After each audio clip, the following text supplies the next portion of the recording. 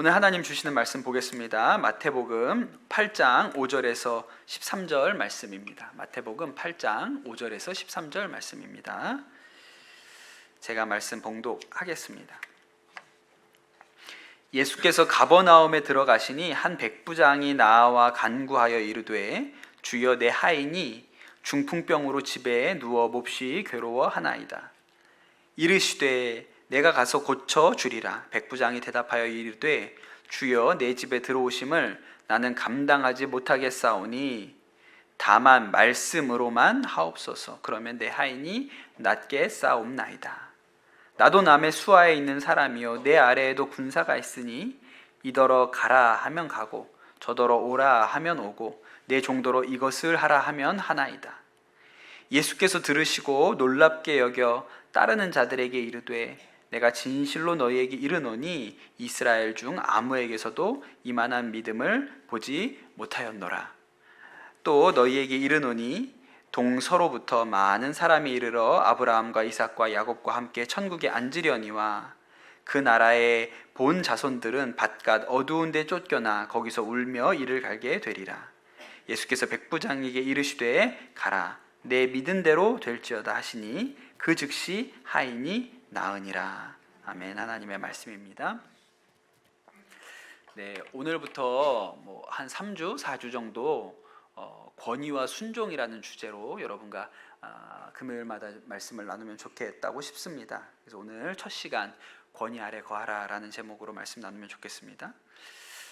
권위라는 말이 다 잘 아시는 단어이죠. 권위라는 말은 너무나도 익숙하게 사용하는 말이기도 합니다. 그러면서도 좀 낯설기도 한 개념이에요. 권위를 사전에서 찾아보면 권위가 이렇게 나옵니다. 남을 지휘하거나 통솔하여 따르게 함, 이렇게 나오거든요. 그러니까 이제 권위라는 것은 다른 사람을 움직일 수 있는 힘을 우리가 권위라고 부릅니다. 내가 어떤 사람한테 말을 해서 그 사람이 그 말대로 움직여지잖아요. 그럼 내가 그 사람에 대해서 권위를 가지고 있는 것이죠. 그래서 권위하면 가장 쉽게 생각나는 곳이 어디죠? 군대가 그렇습니다. 군대. 군대는 굉장히 권위적인 곳이죠. 거기는 그냥 얼마나 똑똑한지, 일을 잘하는지, 아니면 지혜로운지, 연륜이 많은지, 경험이 많은지 이런 거 그냥 중요하지 않고요. 언제 들어왔는지가 제일 중요한 거예요. 계급을 가지고 뭐든지 계급이 권위이기 때문에 그렇습니다. 제가 몸담았던 해병대는 그 기수라는 문화가 있거든요. 기수. 그런 거 들어보셨죠? 해병대는 만나면 몇 기입니다. 이거부터 하잖아요. 해병대는 기수 문화가 있는데 기수가 이제 언제 들어왔냐와 관련이 있는 거죠. 기수가 높으면 무조건 이제 권위를 가지는 거예요. 낮은 사람에 대해서. 근데 한 기수가 얼마 차이 나는지 아세요? 한 기수가 며칠 정도 차이가 날까요? 15일 먼저 태어나요. 15일. 한 기수가 15일 차이가 납니다. 그러니까 15일마다 계속 들어오는 거예요. 그러니까 한 기수 높다는 게 단지 군대를 15일 먼저 들어왔기 때문에 권위를 가져요. 세상에서 제일 무서운 게 뭐예요? 한 기수 차이. 병장이 이병 괴롭히는 게 아니고요. 한 기수 위에 선임이 괴롭히는 거죠. 그러니까 15일만 먼저 들어오면 그 사람에 대해서 권위를 가집니다. 뿐만 아니라 군대뿐만 아니라 우리는 늘 권위자들이 있습니다. 부모님이 태어나자마자 부모님이 우리의 권위자이시고, 또 학교에 가면 선생님이 우리의 권위자시고, 또 직장에 가면 직장 상사가 권위자죠. 그분들이 이제 지시를 하면, 명령을 하면, 이야기를 하면 우리는 들어야 되잖아요. 움직여야 되죠. 그런 것을 권위라고 합니다. 여러분 생각하실 때 이 시대의 진짜 권위자가 누구 같으세요? 이 시대의 진짜 권위자. 제가 볼 때는 백종원 씨가 이 시대의 진짜 권위자예요. 왜냐하면 이분이 말하면 세상이 움직여요. 그렇지 않습니까? 이분이 텔레비전에 나와서 어디가 맛집이다 그러면 어떻게 돼요? 우르르르르르. 그래서 줄이 한도 끝도 없이 서지 않습니까? 그러니까 이분이 말을 하면 그 말대로 사람들이 움직여요. 또 요새는 하여튼 시장을 막 바꾼다고 그런 거 나오지 않습니까? 그리고 사람들이 막 바글바글하게 몰려들잖아요. 또 장사하는 분들도 그분 말대로 하면, 그분이 하라는 방법대로 하면 장사가 잘 되고 사람들이 모이고 성공한다, 이런 생각을 가지고 있으니까 어떻게 해요? 하라는 대로 하잖아요. 그게 그분이 권위자죠. 옛날에 한 번은 이제 음식 요리하는 방법들을 소개를 많이 해주던 때가 있었죠. 그때는 이분이 하신 말씀 때문에 대한민국 모든 가정에서 설탕을 많이 집어넣기 시작했어요. 설탕을 많이 넣어라. 좋은 방법이긴 한 것 같아요. 일단 설탕을 많이 넣으면 맛있게 느끼니까 그 설탕을 막 넣기 시작했어요. 그러니까 권위가 있는 거죠. 이분이 말을 하면 사람들이 그 말대로 행동을 합니다. 그게 권위예요. 또 누가 권위자예요? 오은영 선생님, 권위자. 그분 말씀대로 하면 부부 관계에 문제가 있었던 게 풀려지고, 또 애들이 막 문제가 있었는데 좋아지고, 그러니까 이제 야, 저분 말은 들어봐야겠구나. 저분이 우리 집에다가 이런 솔루션을 주면 집에 가서 해봐야겠구나, 이런 생각이 들지 않습니까? 그러니까 그런 분들이 권위를 가지고 있어요. 그걸 권위라고 합니다. 그런데 뭐 백종원 씨나 오은영 선생님이나 이분들은 굉장히 긍정적인 권위를 가지고 있죠. 권위인데 그분들 말씀대로 하면 좋아져, 맛있는 음식을 먹을 수 있어, 아니면 가정의 갈등이 해결돼, 이렇게 생각을 합니다.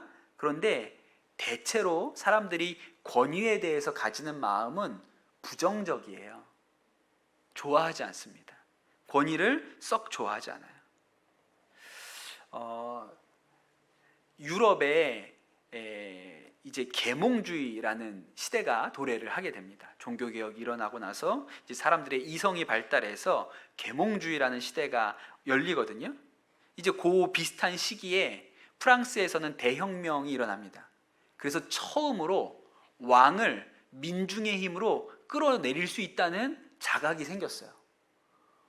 그 어마어마한 생각의 변화죠. 당시에는 왕은 신수설, 왕권 신수설이라고 해서 하나님으로부터 부여받은 것이 왕권이다라고 생각했기 때문에 왕을 건드릴 수 없다고 생각했어요. 그런데 여러분, 프랑스 혁명이 그렇지 않다. 우리의 뜻에 반하면, 민중의 뜻에 반하면, 백성들을 사랑하지 않는 왕이라면 얼마든지 우리가 힘을 모아서 끌어내릴 수 있다. 그래서 그 오랜 시간 동안에 가지고 있던 왕들의 권위가 한순간에 무너져 내리게 됐죠. 그런데 그것뿐만 아니라 또 여러 가지 권위들이 동시에 붕괴되기 시작했습니다. 그 중에 하나가 성경에 대한 권위도, 또 교회에 대한 권위도 같은 시대에 무너져 내리기 시작했어요. 옛날에는 성경은 하나님의 말씀, 그래서 그것은 진리, 불변하는 것, 이렇게 생각을 했는데, 이 계몽주의 시대가 열리면서 사람들이 이 성경에 대해서, 하나님의 말씀에 대해서도 그만한 권위를 인정하지 않기 시작했어요. 성경이 내용적으로 틀릴 수도 있지, 거기도 잘못된 내용이 있을 수도 있지, 우리가 해석하기 나름이지, 이렇게 생각을 하게 되었습니다. 그러면서 성경도 그렇고 교회의 권위도 점점점 떨어지게 됐죠. 지금 우리가 살고 있는 시대는 사실은 권위가 거의 막 이게 붕괴되고 있는 수준에 있는 거예요. 프랑스에서 68 혁명이라는 혁명이 있어요. 68년도에 있었던 68 혁명 이후로 사실 그때를 기점으로 성에 대한 생각들이 변화되는 일이 본격화되었습니다. 그래서 지금은 사실은 우리가 태어날 때 남자 혹은 여자로 태어나는 것은 너무나도 당연한 것이고 그 외에 다른 것은 없다고 이렇게 생각을 했죠. 그것이 지금까지 우리가 생각하는 방식이었습니다. 그리고 남자로 태어나고 여자로 태어나고, 또 결혼은 남자와 여자가 만나서 하는 것, 뭐 세상에 보면 뭐 이렇게 뭐 다른 문화를 가지고 있는 데도 있지만 일반적으로는 일부 일처, 이것이 가정의 모습이라고 생각했던 일들이 붕괴되기 시작했어요. 옛날에는 이것이 권위였는데 지금은 왜 꼭 그래야 되나? 그것도 모든 세상에 정해진 게 어딨어? 나는 남자로 태어났지만 나는 여자로 살아가고 싶어. 여자로 태어났지만 남자로 살아가고 싶어? 그럼 그렇게 살아가. 그래도 돼. 그래서 가정에 대한 생각도, 성에 대한 생각도 다 이 권위들이 붕괴되고 있는 시대에 우리가 살고 있는 것이죠. 뭐 세상 이야기뿐만 아니라 가정에서도 마찬가지입니다. 예, 가정에서도 권위가 붕괴되고 있죠. 벌써 뭐 오래되었습니다. 가정에서 아버지의 권위가 떨어진 지가 오래되었고, 또 학교에서는 선생님의 권위가 형편없이 떨어졌다는 이야기들을 우리가 듣지 않습니까? 그러니까 사람들이 가지고 있는 마음의 어떤 생각 중에 어떤 것이 있냐면, 권위가 있다고 하면 그 권위를 부수고 싶은 생각이 있어요. 도전하고 싶어요. 붕괴시키고 싶은 생각이 있습니다. 왜 이렇게 사람들의 마음에 권위에 대해서 부정적인 마음이 있을까요? 그건 뭐 어렵게 생각할 것도 없어요. 부정적인 권위를 많이 경험했기 때문에 그렇죠. 안 좋은 권위들을 많이 겪어봤기 때문에 권위라 그러면 일단 싫은 거예요. 부정적인 권위 많죠. 아까 이야기했던 것처럼 왕권 신수설, 그 왕이 백성을 참 사랑하고, 정말 백성들이 잘 먹고 잘 사는 일, 행복한 일을 위해서 나라를 다스렸다면 좋았을 텐데, 어디 왕이 그렇게 다스립니까? 자기 마음대로 하고 싶은 대로 백성들의 고열을 짜내고, 이런 권위들을 겪어봤기 때문에 끌어내려 안 되겠어, 이런 생각이 있는 것이죠. 우리도 그렇잖아요. 저는 우리나라가 참 좋기도 하고 또 어떻게 보면 힘들기도 하다고 생각이 되는데, 우리 대한민국이 참 다스리기 어려운 백성이에요. 대한민국 백성이 다스리기 어렵죠. 우리는 벌써 대통령을 몇 번을 끌어내렸습니까? 그러니까 우리는 마음에 안 들면 대통령 바꿔 끌어내려, 이렇게 생각을 하고 있지 않습니까? 근데 우리가 그렇게 생각하는 이유가 뭐예요? 과거에 그 대통령들이 했던 일들 중에 독재, 부정적인 생각들이 우리 안에 있기 때문에 우리가 권위에 대해서 굉장히 부정적인 인식을 가지고 있는 것이죠. 그 권위에 대한 상처가 있어요. 그래서 이렇게 제가 목회하면서 여러분들을 대하면서 보면, 또 제가 전에 사역할 때 우리 사역자들을 이렇게 보면, 어떤 사람은 성품적으로 권위에 순종적인 사람들이 있어요. 지금도 이렇게 생각을 해보면 여러분 머릿속에도 저 사람은 좀 권위에 순종적이야, 이런 사람들이 이렇게 얼굴이 있지 않습니까? 우리 교회 학교 아이들을 봐도 어떤 아이들은 권위에 이렇게 순종적인 아이들이 있고, 또 어떤 아이들은 훨씬 거세게 저항하는 아이들도 있어요. 좀 다르죠. 특별히 우리 청소년 중학생쯤 되면 제가 이렇게 보니까 중학교 한 2학년쯤 되잖아요. 1학년 겨울방학쯤 되면 그때부터 눈꼬리가 이렇게 올라갑니다. 이렇게 올라가요. 진짜 그래요. 그 제가 지어낸 얘기가 아니라, 제가 이렇게 애들을 보면 중학교 1학년 때는 안 그랬거든요. 근데 겨울방학을 지내고 오면 이렇게 눈꼬리가 이렇게 올라가요. 그리고 그때부터 이제 태도가 바뀌죠. 그리고 마치 그때 보면 약간 뭐에 씌인 것 같은, 귀신 들렸나? 이런 느낌이 들 정도로 태도나 말투나 모든 것이 거칠어진단 말이에요. 그런데 또 그것도 재밌는 게 한 2년쯤 지나잖아요. 그래서 이제 고등학교 입학할 때쯤 되면요, 또 이렇게 처집니다. 이게 서서히 내려와요. 그러니까 그런 때가 있는 거죠. 그러니까 권위에 대해서 저항할 때가 있는 거예요. 사실은 저도 청소년 시절에는 굉장히 권위에 저항하던 사람이에요. 안 그럴 것 같지 않습니까? 그랬을 것 같습니까? 되게 싸움닭처럼 이렇게 생겼나요? 제가 고등학생 때 우리 교육 목사님하고 싸운 일이 있어요. 목사님하고. 지금 생각해보면 너무 이렇게 막 어떻게 그럴 수가 있을까, 이런 생각. 만약에 내가 그 목사님이었으면 진짜 너무 당혹스럽고 그랬겠다, 이런 생각이 드는데, 목사님 하신 얘기가 뭐가 잘못됐다고 생각해서, 목사님 그건 아니죠, 그러면서 고등학생 때 목사님한테 따지고 든 적이 있고, 또 학교에서도 선생님에게 잘 따지고 잘 대들었습니다. 자꾸 그러니까 그 학교에서 전교 부회장 후보를 내야 되는데 아무도 안 나와서 우리 담임 선생님이 그 전교 회장 부회장 뽑는 그 선거관리위원이셨어요.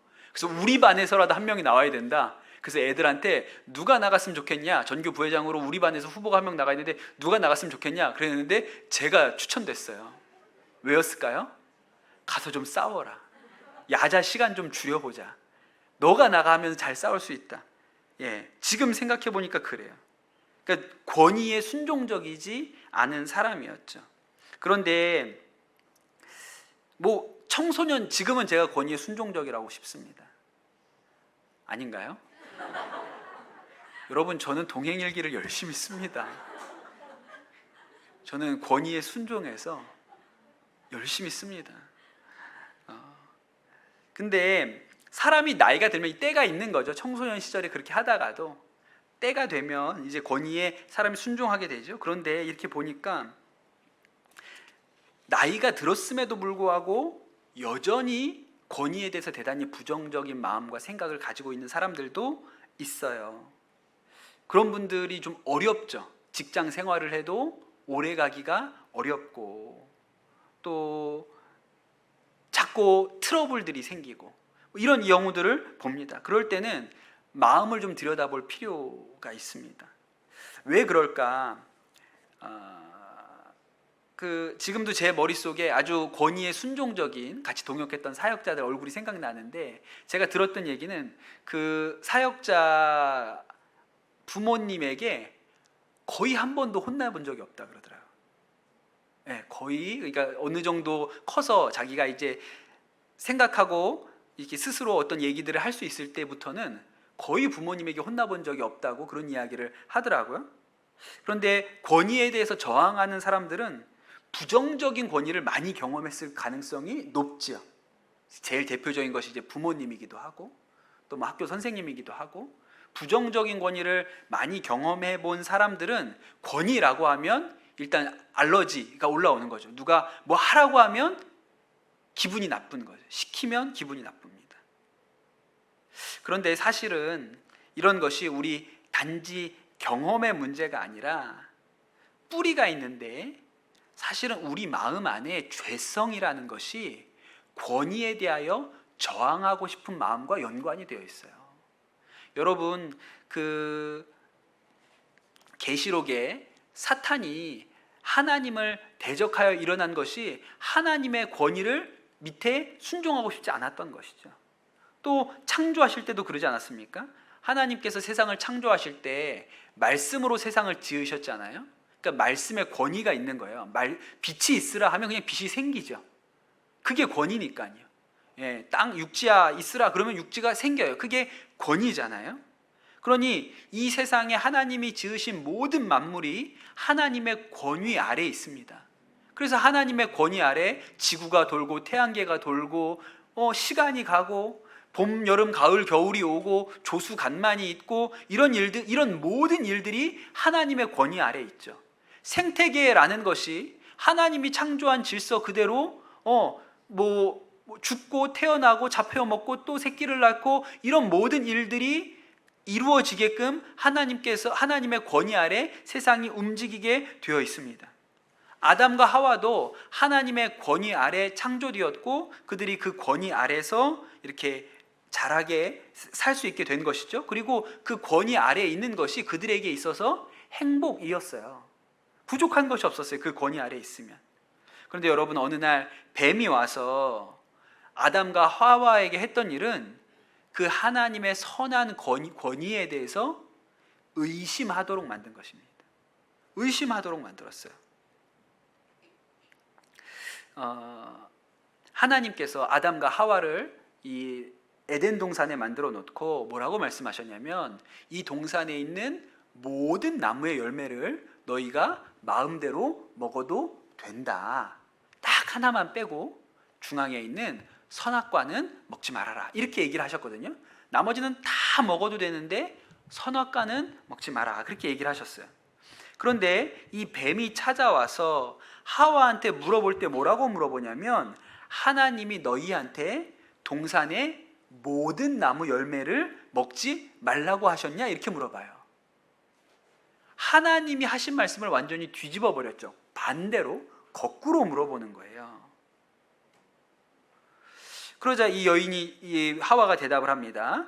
동산에 있는 나무 열매는 다 우리가 먹을 수 있는데 동산 중앙에 있는 나무 열매는 하나님 말씀에 먹지도 말고 만지지도 말라고 하셨어. 그렇게 얘기를 합니다.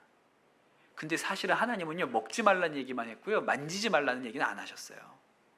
그런데 아까 그 첫 번째 질문, 이 뱀이 다 먹지 말라고 하셨냐? 이렇게 물어보고 나니까 이 하와의 마음 가운데 하나님의 선하심, 하나님의 권위에 대하여 부정적인 생각이 쑥 들어온 거죠. 그러면서 생각에 먹지 말라고 하셨는데 만지지도 못하는 분인 것처럼, 인색한 하나님처럼 그 마음 안에 이 생각이 들어왔습니다. 하나님의 권위에 대해서, 그것이 선하다는 것에 대해서 의심이 생긴 것이죠. 그리고 뱀이 속입니다. 하나님이 주신 것보다 더 좋은 게 있다. 너네가 이 선악과를 먹으면 눈이 밝아져서 하나님처럼 될 것이다. 그렇게 이야기를 한 거예요. 그러니 여러분, 선악과 이야기, 이 에덴 동산의 이야기가 우리에게 무엇을 가르쳐주고 있냐면, 사실 처음에 그 아담과 하와가 하나님 앞에 범죄한 그 일이 그들 마음 안에 권위에 저항하고 싶은 마음이 뿌려졌다는 거예요. 그러니 우리는 권위에 순복하는 것보다 권위에 저항하는 것이 더 형편에 맞습니다. 그게 우리의 심성에 맞는 일이에요. 그런데 여러분, 한번 생각을 해보면 한번 여기서 우리가 질문을 해봐야 되는 것이죠. 정말로 권위는 나쁜 것인가? 정말로 권위는 우리에게 나쁜 것인가? 그렇지 않죠. 권위는 근본적으로 선합니다. 왜냐하면 권위가 하나님께로부터 온 것이라면 하나님이 선하시기 때문에 그 하나님의 권위도 선한 것이죠. 백종원 씨가 왜 권위가 있어요? 그분 말대로 하면 맛있는 음식을 먹을 수 있기 때문에 권위가 있잖아요. 근데 그 말이 옳기 때문에 선하죠. 그분이 이야기한 대로 하면 실수하지 않고 다른 데 가지 않고 맛있는 음식을 먹을 수 있으니까, 그 말대로 하면 장사가 잘 되니까 그 권위가 좋은 거예요. 다른 데서 그분이 가르쳐준 권위 밖에서 내가 이렇게도 해보고 저렇게도 해보고 저렇게 했다 망하고 저렇게 했다 망하고, 이것보다 그분이 이렇게 하는 게 가장 좋은 방법입니다 라고 가르쳐주는 것이 훨씬 사실은 선한 것이죠. 그분이 선하다면 말입니다. 제가 전에 한번 중학교 다니는 남학생들하고 그 제자 훈련을 했던 일이 있습니다. 그 아이들하고 제자 훈련 다 끝나고 나면 이렇게 회식을 한번 하거든요. 어디 가서 뭐 맛있는 것 좀 먹고 격려도 하고 이런 일을 하죠. 그때 두 가지 식당을 추천했어요. 하나는 삼겹살 무한 리필집, 다른 하나는 애슐리였습니다. 그 애들한테 어디 갈래? 그렇게 물어봤는데 저는 삼겹살집 가고 싶다고 할 줄 알았어요. 근데 애들이 애슐리를 가자고 하더라고요. 또 그것도 좀 의외였어요. 하여튼 뭐 애들을 데리고 갈 때는 뭐 애슐리 삼겹살집이 중요한 게 아니라 무한 리필인지가 중요해요. 얼마나 먹을지를 가늠할 수 없기 때문에 그냥 계속 먹는 대로 돈이 나가는 데를 가면 돈이 너무 많이 들지 않습니까? 초밥집 이런 데 가면 큰일 나는 거예요. 뭐 진짜 접시가 수북하게 쌓이겠죠. 근데 애들이 애슐리를 가겠다 그랬어요. 좀 약간 걱정스러운 마음이 있었습니다. 중학교 남자애들을 데리고 애슐리를 갔다가 혹시라도 너무 많이 먹어서 우리 쫓겨나면 어떡하나, 뭐 이런 생각도 있고 뭐 그랬어요. 그런데 전혀 제 걱정이 빗나갔습니다. 전혀 걱정할 필요가 없어요. 뭐 많이 먹는 것 때문에 걱정할 이유는 하나도 없었어요. 그런데 제가 아이들이 음식 먹는 모습을 보면서 사실은 좀 이렇게 막 열불이 났어요. 왜 열불이 났는지 아세요? 거기 정말 수십 종의 음식이 펼쳐져 있지 않습니까? 진짜 많은 종류의 음식이 있잖아요. 근데 한 아이가 처음부터 끝까지 젤리만 퍼다 먹었어요. 처음부터 끝까지 젤리만 먹는 거예요. 제가 이렇게 보고 있는데 너무 아까운 거예요. 젤리 먹으러 왔어? 젤리 먹으러? 다른 것 좀 먹어봐. 아니, 다른 거 싫대. 젤리랑 콜라만 먹는 거예요. 여러분, 아이들 데리고 애슐리 갔는데 젤리만 먹는다고 한번 생각해 보세요. 열불 나요? 안 나요? 열불 나죠. 차라리 삼겹살집에 갔다면 그렇게 돈이 아깝지 않았겠죠. 그냥 그거 한 종류니까 그것만 먹으니까. 그런데 눈앞에 수많은 선택이 있지 않습니까? 그러면 과연 좋은 내가 내 권위가 없이 그저 내 마음대로 결정을 할 수 있다고 한다면 우리가 꼭 선한 결정을 할까요? 그렇지 않다는 거예요. 여러분, 여행에 크게 두 종류의 여행이 있습니다. 어떤 여행이 있죠? 하나는 자유여행이라는 게 있고요. 또 하나는 패키지 여행이라는 게 있습니다. 자유여행은 혼자 알아서 하는 거죠. 자기 마음대로 하는 여행이고, 패키지 여행이라는 것은 가이드를 따라다니면서 여행을 다니는 여행이잖아요. 여러분은 어느 쪽 여행을 선호하세요? 자유여행이 좋아요? 패키지 여행이 좋아요?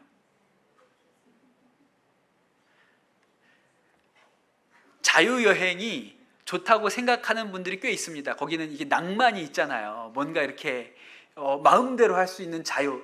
여러분, 이름부터 자유가 좋지 않습니까? 예, 패키지가 좋습니까? 예, 낭만이 있고 마음대로 할 수 있다고 생각하잖아요. 그런데 실제로 자유여행을 해보면 모든 걸 내가 계획하고 모든 것을 내가 책임져야 됩니다. 그러니까 사실은 힘든 거예요. 힘들어요. 제가 20대 때 그 군대에 가는 거 앞두고 배낭여행을 혼자 갔습니다. 진짜 그지그이같이 여행을 다녔는데 너무너무 고생을 하고 뭐 네팔에서 여행을 하다가 이제 인도로 넘어왔는데, 그때 제가 네팔에서 인도로 넘어왔던 그 도시가 실리구리라는 도시였어요. 그때 그 실리구리에 지금은 이제 인도에서 떠나셨는데 조동욱 선교사님이라는 선교사님이 계셨습니다. 제가 이분을 아는 게 아니고 한 번 뵀어요. 한 번 그냥 교회 오셔가지고 인사만 한 번 드린 사이였거든요. 근데 그 실리구리에 도착을 해서 전화를 했습니다. 선교사님 안녕하세요. 저는 선한목자교회 거기 부목사로 있는 엄지연 목사라고 합니다. 그때 한번 세미나 때 얼굴 뵙고 인사드렸는데요. 그러니까 목사님이 그러세요. 예, 반갑습니다. 그냥 그러시더라고요. 목사님, 선교사님, 제가 지금 실리구리 역 앞에 와 있습니다. 그랬어요. 그랬더니 깜짝 놀라죠. 실리구리 역 앞에 와 계시다고요? 지금 저희가 네팔에서 넘어왔는데 네팔에서 넘어와서 지금 실리구리 역 앞에 있습니다. 그랬더니 선교사님 하는 얘기가 어떡하죠? 저는 지금 네팔에 와 있는데요. 그래서 이 망했구나. 이제 내가 미리 연락을 했어야 되는데 미리 연락을 안 하고 와서 망했구나 이렇게 생각을 했는데, 다행히도 저녁 때는 다시 인도로 넘어오신다 그러더라고요. 그래서 제가 역 앞에서 기다렸다가 선교사님을 만났습니다. 진짜 좋은 분이셨어요. 너무너무 좋은 분이셨고, 그렇게 그냥 정말 뭐 미리 약속도 안 하고 그냥 갑작스럽게 찾아온 거잖아요. 그런데도 그 집에 불러다가 다 먹여주고 재워주고 또 좋은 데 데려가고 다니시고 또 뭐 선교지도 다 구경시켜 주시고, 그래서 너무 이렇게 좋았습니다. 너무 좋은 데도 많이 갔고, 그러니까 뭐 걱정할 게 없죠. 그냥 따라만 다니면 되니까, 먹고 자는 거 생각할 필요 없고 따라만 다니면 되니까 너무너무 좋은 거잖아요. 그렇게 며칠 동안 그 선교사님 집 댁에 머물면서 그렇게 인도 구경을 하고 이렇게 다녔어요. 그리고 이제 계속 거기 있을 수는 없으니까요. 이제 인사드리고 다른 데를 떠나는데 너무 가기 싫은 거예요. 여기 있으면 너무 좋은데 걱정할 게 없는데 이제부터 또 내가 배낭 혼자 짊어지고 어디 가야 되나, 어디 가서 자야 되나, 이것도 고민해야 되잖아요. 그리고 여러분, 자유여행이 좋은 거예요? 패키지가 좋은 거예요? 패키지가 좋죠. 근데 왜 우리가 패키지가 그렇게 좋다고 생각 안 하죠? 가이드가 선하다는 확신이 없는 거예요. 가이드가 날 위해서 일할 거라는 확신이 없죠. 나를 꼭 좋은 데로 데려간다는 생각이 없죠. 어디를 주로 데려갈까요? 물건 파는 데로 주로 데려가요. 끊임없이 오전에 한 군데, 오후에 한 군데, 오전에 라텍스, 뭐 그다음에 오후에는 뭐 먹는 거, 이 계속 이렇게 하는 거잖아요. 그러니까 우리가 이 일에 대해서 부정적으로 생각하죠. 그런데 만약에 이 가이드가 오로지 나를 위해서, 내 만족과 내 기쁨을 위해서 일하는 선한 일이라고 생각하면 어떻죠? 그게 좋은 거예요. 그러니까 권위가 좋은 것이죠. 그 권위가 선하기만 하다고 하면 그 권위는 너무나도 편안하고 좋은 것입니다. 오늘 말씀 이야기를 한번 해보겠습니다. 오늘 말씀에 백부장이 등장을 합니다. 저는 이 말씀이 권위와 아주 밀접한 연관이 있다는 생각이 들어요. 백부장은 군인이죠. 직업이 군인이에요. 그는 100명의 군인을 데리고 있습니다. 지금 우리로 치면 중대장쯤 되죠. 100명의 군인을 데리고 있으니까요. 대위, 중대장쯤 돼요. 여러분, 우리 여자 집사님, 권사님도 잘 모르시겠지만 대위가 상당히 권위가 있습니다. 군대에서 중대장이 상당히 권위가 있어요. 무슨 권위가 있는지 아세요? 군대에서? 중대장이 결제를 해야 휴가를 가요. 소대장이 가지고 있는 게 아니에요. 중대장이 권한을 가지고 있어요. 그게 어마어마한 권세입니다. 중대장이 안 돼! 그러면 못 나가요. 이 사람도, 이 백부장도 100명의 군인을 자기 마음대로 통솔할 수 있는 권위를 가지고 있는 사람입니다. 그러니까 그가 할 수 있는 일이 상당히 많은 거예요. 그가 자신이 통솔하는 이 100명의 군인을 가지고 나름대로 할 수 있는 일이 굉장히 많은 것이죠. 그러나 여러분, 여전히 이 백부장이 할 수 있는 일이 많이 있지만, 그러나 또한 할 수 없는 일도 많이 있습니다. 그래서 자기보다 더 큰 권위가 필요한 거예요. 이 백부장에게 어떤 문제가 있었냐면, 이 백부장에게 무슨 문제가 있었죠? 그의 하인이 중풍병으로 누워있고 아주 몸이 많이 아픈 중에 있는 거예요. 본인이 백부장이긴 하지만, 100명의 군인을 통솔하는 사람이기는 하지만, 이 하인이 아픈 일에 대해서는 자신이 쓸 수 있는 아무런 권위가 없어요. 낫게 할 방법이 없죠. 의사가 아니니까요. 할 수 없는 일이에요. 그래서 이럴 때 권위가 필요한 것이죠. 내가 할 수 없는 일이기 때문에 그것보다 더 큰 권위가 필요합니다. 그래서 예수님을 찾아왔어요. 저는 이 로마 군인이 백부장인데 예수님을 찾아가는 이 일이 결코 쉬운 일이 아니었을 거라고 생각합니다. 로마인인데 예수를 찾아간다. 어려운 일이었겠죠. 그러나 자신의 권한으로 할 수 없는 일이 있기 때문에 찾아갈 수밖에 없는 것이죠. 그리고 또 한 가지는 그가 예수님이 자신보다 더 큰 권위를 가지고 있는 분이라는 것을 믿었어요. 그랬기 때문에 예수님께로 간 것이죠. 그리고 그분이 병을 고쳐주실 수 있는 선한 마음을 가지고 있는 분이라고 믿었던 것이죠. 예수님께서 만나보니까 진짜 좋은 분이었어요. 그래서 예수님께서 이 백부장에게 이야기를 하시죠. 내가 가서 고쳐주겠다. 그렇게 얘기를 해요. 근데 여기서부터 이 백부장이 아주 특별한 면모가 등장을 합니다. 그가 이렇게 얘기하는 거예요. 주여, 내 집에 들어오심을 나는 감당하지 못하겠사오니 다만 말씀으로만 하옵소서. 그러면 내 하인이 낫게 싸옵니다. 그렇게 얘기해요. 또 9절에 연이어서 나도 남의 수하에 있는 사람이요 내 아래에도 군사가 있으니 이더러 가라 하면 가고 저더러 오라 하면 오고 내 종더러 이것을 하라 하면 하나이다. 이게 권위잖아요.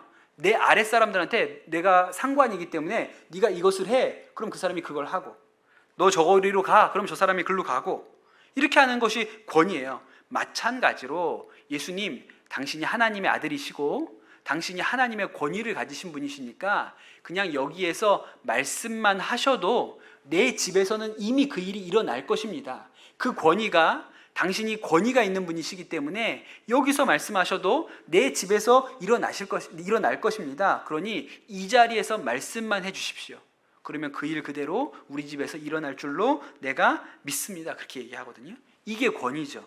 여러분, 우리가 사극 같은 거 보지 않습니까? 왕이 명령을 내리잖아요. 그러면은 누군가가 이 왕이 내린 명령을 가지고 갑니다. 그리고 어디 가가지고 어명이요 이렇게 하지 않습니까? 그러면 그 어명을 받은 사람이 땅바닥에 바짝 엎드려서 그 말씀을 듣지요. 왜 그렇죠? 그 어명을 전달하는 그 사람이 힘이 세고 강하기 때문입니까? 아니죠. 그 사람 손에 들려있는 이 명령이 왕으로부터 왔기 때문에 이 사람에게 권위가 부여된 거예요. 그래서 그 사람들이 무릎을 꿇고 왕의 이야기를 듣는 것이죠. 이게 권위입니다. 그러니 이 백부장은 너무나도 예수님의 권위에 대해서 확신했어요. 여기에서 말씀하시면 하나님의 권위를 가지신 분이시니 우리 집에서도 이루어질 겁니다. 굳이 우리 집까지 가실 이유가 없죠. 저도 그런 권위가 있는데 당신이라면, 하나님의 아들이신 예수 그리스도라면 훨씬 더 큰 권위가 있으니 그냥 이 자리에서 말씀하시면 이루어질 줄로 믿습니다. 그렇게 이야기를 한 것이죠. 그때 예수님께서 뭐라고 얘기하셨냐면, 야, 내가 이스라엘 중에서도 이만한 믿음을 본 적이 없다. 그렇게 얘기했어요. 여러분, 믿음이 뭘까요? 권위를 인정하는 게 믿음이에요. 권위를 인정하고 받아들이는 것. 아, 예수님이 하나님의 아들이시니 그분이 능히 하실 수 있겠구나, 그분이 말씀하시면 이루어지겠구나 라는 것을 받아들이는 것이 믿음인 것이죠. 권위를 인정했어요. 그래서 여러분, 믿음은 권위를 인정하는 것으로부터 시작합니다. 또 한 가지는 그 권위가 선하다고 믿어야 인정할 수 있죠. 백부장이 군인이지 않습니까? 그러니까 이 사람은 권위에 아주 익숙한 사람이에요. 군인으로 살았으니 그가 처음부터 백부장이 아니었을 테니 그 더 밑에 있을 때도 있었겠죠. 그러니까 뭐 온갖 권위를 겪어봤을 것입니다. 이상한 사람도, 이상한 권위자도 만나봤고. 그런데 이 백부장 안에 가지고 있었던 놀라운 생각은 그는 권위가 악한 것이라고 생각하지 않았다는 거예요. 그 마음에 권위는 선한 것이라는 의식을 가지고 있었습니다. 대부분 그런 경우는 선한 권위자를 만나본 경험이 있는 사람이죠. 누가 권위를 선하게 쓰는 사람을 겪어본 적이 있는 거예요. 근데 뭘 보면 알 수 있냐면, 성경에 그런 얘기가 안 나오지만 이 사람이 아마 선한 권위를 경험한 적이 있을 것이다. 뭘 보면 알 수 있을까요? 이 사람이 선한 권위자였다는 거예요. 이 백부장이. 뭘 보면 알 수 있죠? 하인이 아팠어요. 근데 그걸 고치고 싶었어요. 자식이 아팠던 게 아니고 내 밑에서 일하는 하인이 아팠는데 그 하인의 질병을 고쳐주고 싶어서 로마인임에도 불구하고 자기의 체면을 다 접고 유대인인 예수님을 찾아와서 병을 고쳐주시기를 간구하는 사람이었어요. 그러니 자기 밑에 있는 하인을 사랑하는 주인이었던 것이죠. 그러니 아마 그가 그런 태도를 가졌던 것은 그도 옛날에 누군가에게 밑에 있을 때 선한 권위를 경험해 본 사람이었기 때문에 그는 자신도 선한 권위자였고 그 권위라는 것이 결코 악한 것이 아니다. 이 권위가 얼마든지 선하게 사용될 수 있는 것이라는 믿음이 있었죠. 그리고 예수님의 권위도 선하게 이루어질 것이라는 것을 마음 가운데 믿었던 것입니다. 여러분, 우리가 어떻게 예수님의 말씀에 순종할 수 있습니까? 어떻게 우리가 하나님께서 우리에게 하신 말씀에 순종할 수 있어요? 그 예수님이, 그 하나님이 선하시다는 것을 우리가 믿기 때문에 우리가 그 권위를 인정할 수 있는 것이죠. 얼마나 선하시냐면 당신의 아들 예수님을 십자가에 매달아 죽이고 우리의 죄를 용서하실 만큼 선하신 분이라고 우리가 믿기 때문에 그 권위가 선하고 그래서 우리가 순종할 수 있는 것입니다. 여러분, 오늘 이 백부장이 하나님이 하시는 일, 예수님께서 이 병자, 이 중풍병에 걸린 하인을 치유하시는 일에 사용된 가장 중요한 근거가 무엇이냐? 그가 권위 아래 있는 자였다는 거예요. 예수 그리스도의 선하신 권위를 인정하고 그 권위 아래 있었기 때문에 하나님의 역사가 그를 통해서 하인에게로 흘러간 것이죠. 여러분, 우리가 하나님의 권위 아래 있을 때 하나님께서 우리 가운데 행하시는 일이 흘러가게 되어 있습니다. 권위 아래에 있는 것이 대단히 중요한 거예요. 우리들 교회, 김양재 목사님 담임하시는 우리들 교회에서 한번 이런 일이 있었답니다. 한 형제가 간증을 했는데 이 형제는 모태신앙으로 신앙생활을 했고요. 미국의 아주 유명한 음대에서 성악을 전공했고 상도 많이 받았대요. 세계적인 콩쿠르에서 상도 많이 받은 형제였습니다. 박자람이라고 했어요, 이름이. 근데 이제 그렇게 유학을 하다가 군대에 입대하기 위해서 한국에 들어왔는데 근데 그 군에서 사고를 당해서 뇌 해마가 손상되었어요. 그래서 목소리를 낼 수 없게 됐습니다. 병원에서는 회복할 수 없다 그랬어요. 이 뇌 손상이 회복되는 것이 불가능하다고 이야기를 했습니다. 그러니까 이 앞길이 구말리 같은 이 청년이 진짜 성악으로, 노래로 성공하고 싶었고 그랬는데 군대에 와가지고 아마 뭐가 하여튼 아주 불미스러운 사건이 있었던 모양이에요. 그래서 하루아침에 자신의 인생 모두가 무너져 버리는 경험을 하게 된 것이죠. 그런데 그가 그 일을 겪으면다가 하나님께서 그 아이에게 말씀하신 것이 있어서 그 목사님한테 부탁을 해서 제가 이번 주일에 간증하고 싶습니다. 그래서 간증을 하러 올라갔다는 거예요. 근데 그가 은혜 받았던 말씀이 뭐였냐면 로마서 13장 1절에서 2절이었습니다. 말씀이 뭐였냐면 각 사람은 위에 있는 권세에 복종하라. 권세는 하나님으로부터 나지 않음이 없나니 모든 권세는 다 하나님께서 정하신 바라. 그러므로 권세를 거스르는 자는 하나님의 명을 거스름이니 거스르는 자들은 심판을 자취하리라. 이 말씀이었다는 거예요. 근데 본인이 이 말씀을 듣고 너무 마음 가운데 하나님께서 말씀하시는 게 분명해서 자신을 간증자로 강단에 세워달라고 부탁을 한 것이죠. 그렇게 하고 이렇게 올라와서 간증을 했습니다. 저는 제가 제 위에 있는 사람들의 권위를 하나도 인정하려 들지 않는다는 것을 알았습니다. 성도라면 마땅히 인정해야 할 위의 권세를 무시했습니다. 그들이 옳든 옳지 않든 하나님이 제게 주신 위의 권세에 순복하지 않은 죄, 그래서 이런 심판을 불러온 저의 죄는 모르고 이제까지 살아온 삶의 경력에 대해서만 울부짖고 있었다는 것을 깨달았습니다. 불치병 판정을 받은 그 주 토요일에 군법회의가 있었습니다. 내 삶을 짓밟아 놓은 그 사람들을 죽이고 싶었습니다.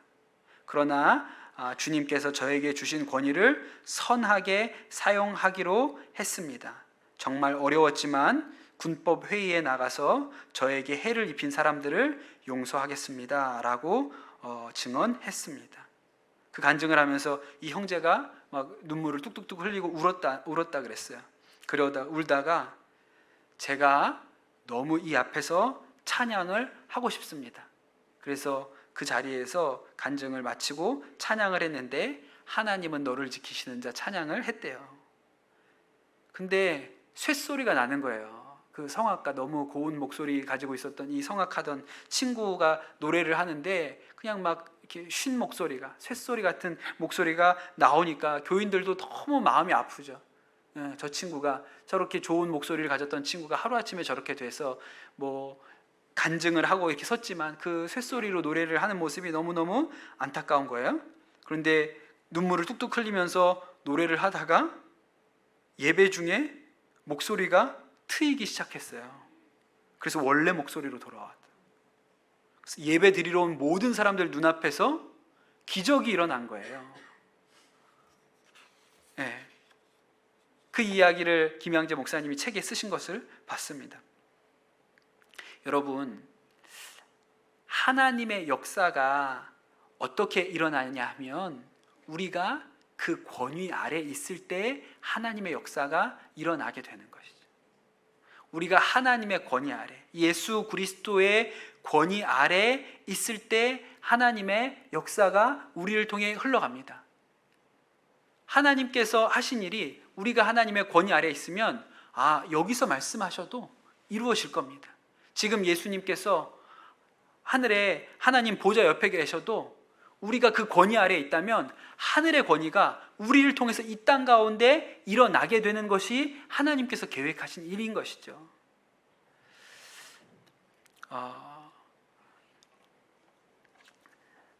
여러분, 우리가 요새 주일에 요셉 이야기를 하지 않습니까? 내일부터 또 다시 시작할 텐데 또 새벽에 다윗 이야기를 계속했는데 두 사람의 공통점은 악한 권위자를 만났다는 거예요. 그들의 인생에 악한 권위자. 요셉도 그렇죠. 뭐 보디발 장군 부인 같은 사람이요. 또 형님들 악한 권위자들을 만났어요. 또 다윗도 악한 권위자 사울을 만났습니다. 그런데 이 두 사람의 공통점이 뭐죠? 그 악한 권위에 대해를 받아들였어요. 요셉이 그 권위를 인정하고 받아들였습니다. 싸우려고 하지 않았어요. 다윗은 두 번이나 사울을 죽일 기회가 있었지만 그렇게 하지 않았어요. 왜냐하면 하나님께서 그를 세우셨다고 인정했기 때문에 그 권위를 받아들인 것이죠. 그들이 가지고 있었던 믿음이 뭐였냐면 그들을 세우신 하나님이 선하신 권위를 가지고 있다. 그들은 악한 권위자일지 모르지만 그들이 가지고 사용하는 권위를 사용하는 방식은 악할지 모르지만 그들을 세우신 하나님은 선한 권위자이시다. 그러면 반드시 그들을 통해서 그들을 뛰어넘어서 하나님의 일하심이 있을 것이다 라고 믿었던 것이죠. 그래서 다윗이 했던 얘기가 무엇입니까? 하나님이 왕으로 세운 자를 내가 내 손으로 해칠 수는 없습니다. 그렇게 이야기를 했던 것이죠.